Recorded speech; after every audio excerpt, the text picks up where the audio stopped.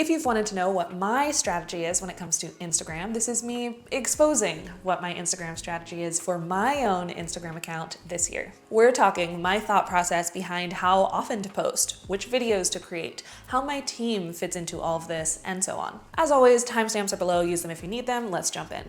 Obviously, before setting any sort of plan or strategy, you have to set your intentions and end goal. So before making a plan, I had to ask myself, what is my goal for Instagram this year? And how do I want to use Instagram within my business? I'm somebody that has an on again, off again relationship with Instagram. Last year, I took a 7-month break from the app for my own mental health, and it was honestly one of the best things I ever did. If you want to know more about that journey and what that looked like, you can watch this video here.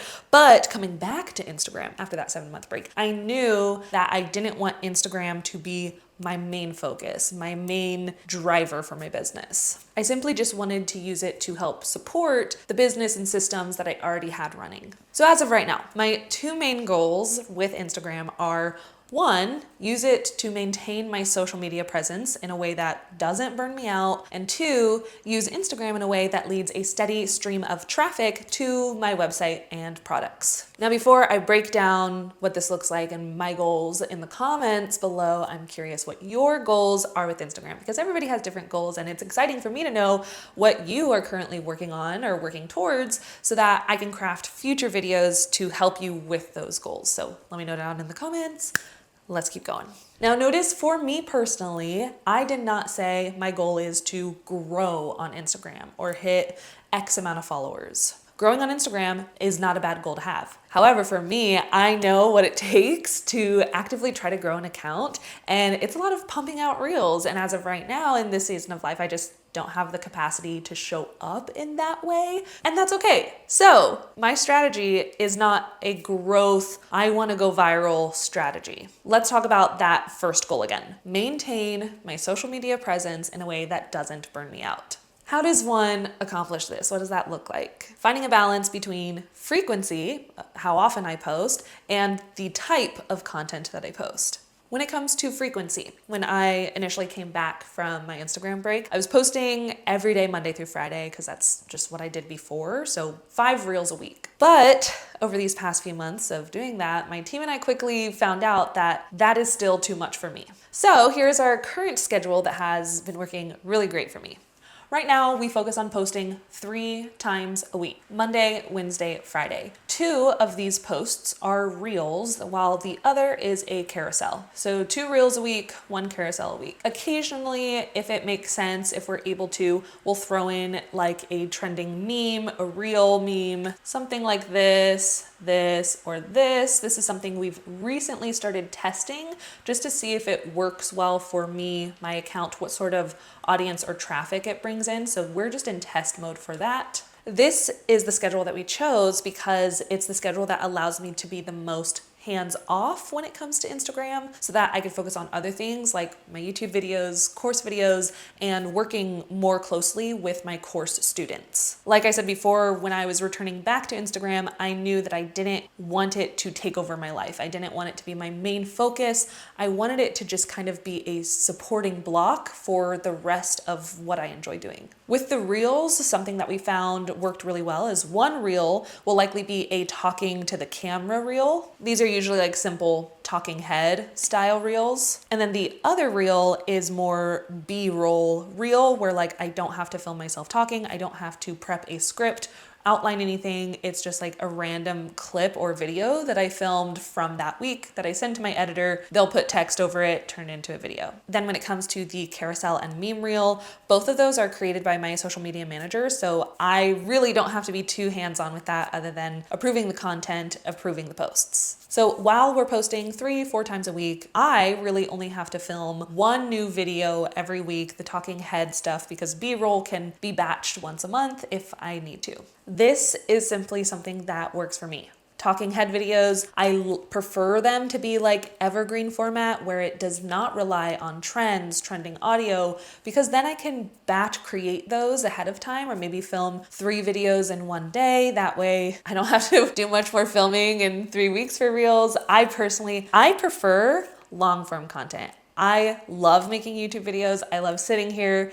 yapping my mouth off, but for some reason I have more resistance when it comes to short form. And when it comes to like, oh, I need you to film this reel, I'm like, ugh, I hate short form. So like it's harder for me to find joy in the short form content. So that's why the less amount of videos I could film for it, the better. I love YouTube. I want YouTube to be my focus, but I still want to maintain my presence on other platforms. If batching content or coming up with evergreen ideas so you could like batch content a month ahead of time is something that sounds really exciting to you, I do want you to know, for those of you who didn't know, I do have a free workshop. It's the 4-month content strategy workshop. It'll help you plan out 4 months of content ahead of time. So if having 4 months of content planned and outlined sounds like a win, definitely check it out. The workshop comes with an interactive workbook and guide so that literally by the end of our hour together, you can fill everything out and leave with 4 months of content actually planned. So I'll be sure to leave the link down to that workshop below.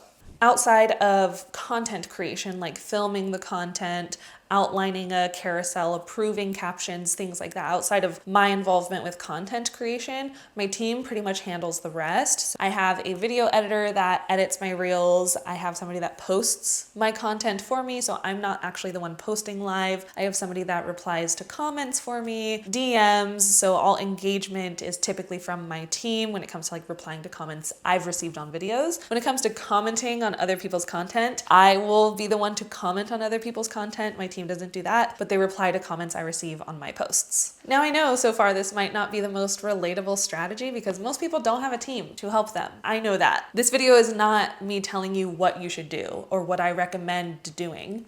No, this is simply sharing with you what my team and I are doing based off of my specific goals and capacity right now. Currently, in my life, I am scripting and filming 5 or more long form videos, like YouTube videos, course videos, every single week. That takes a lot of time and mental focus. So I need people to really lead the charge with Instagram for me right now. It is not always like this. I don't always create that much long form content. There's just been something I've been working on for almost 9 months now. So that's why I need to be as hands off as possible when it comes to Instagram. If you're specifically interested in figuring out what your Instagram strategy should be sure to subscribe and turn on the bell notification, because next week I'll be breaking down what I would do if I had to start from zero on Instagram. What current strategies should somebody do if they're trying to grow an account as quickly as possible? So that'll be next week's video. The second goal that we're going to talk about that I have for Instagram is to use it in a way that leads a steady stream of traffic to my website and products. While I don't have goals for growth right now, I do want to try my best to keep a steady stream of traffic going towards my website and products. I mean, this is my full-time job. So with at least 1 post per week, I want to make sure that there are call to actions in my content leading viewers over to free resources, courses, or digital products. For instance, if I create a reel and it's teaching people about hooks, how to grab your audience's attention, maybe at the end I'll say, comment hooks 100 to get access to 100 reels hooks sent to you in your DMs, right? That's the call to action. Then when somebody comments that phrase on that video, hooks 100, they'll get an automated DM with a link to my $1 product, 100 Reels prompts. My 100 Reels prompts is probably one of my most popular digital products, so it's definitely one that I like to lead people to. People love hooks, people love done for you prompts, and it's a list of over 100 different prompts that somebody could use at the beginning of their video. So that's basically 100 video ideas in one PDF. So if you're interested in checking it out, I'll leave it in the description below. So that's one way I can lead people to a popular product of mine. Or if a video is talking about how much money I made on YouTube as a YouTuber and I encourage other people to start a YouTube channel, maybe I'll lead them to take my 20-minute webinar teaching what you need to start your own YouTube channel, helping them get set up, start with the basics. All of these sorts of call to actions where I'm like, comment this phrase, comment this. We have this system set up through DM automation. I'm sure you've probably seen this play out out. I'm sure you've heard of DM automation, where if somebody comments a specific word phrase on your post or in a reply to your story, they'll be automatically sent a DM that you've already like pre-programmed, pre-written out. This is something initially I was very hesitant to use because I was like, is this spammy? Is it sketchy? Is it gonna ruin or hurt my Instagram engagement? But I've been doing this, I believe, since 2022. That's when I first started with DM automations and playing with it. And I love it. I've seen amazing results. Basically, what my team and I did was with every popular offer that I have, we set up a DM automation or a funnel for people to go through on Instagram. This is something that has helped increase traffic, yes, to my website, but also it's helped increase sales because the DM automation does the hard work for us. For my biggest offers, we have a pinned post at the top of my Instagram account with a DM automation turned on so that that pinned post is always getting traffic. I believe it's best course for content creators, and that's for my biggest offer, the BSP model. And then we have a DM automation set up so that anytime somebody comments, I think BSP, they'll be sent a link with more information about the BSP model. So we use DM automation as strategically as possible, and we also try not to overuse it so that like all my posts don't seem salesy.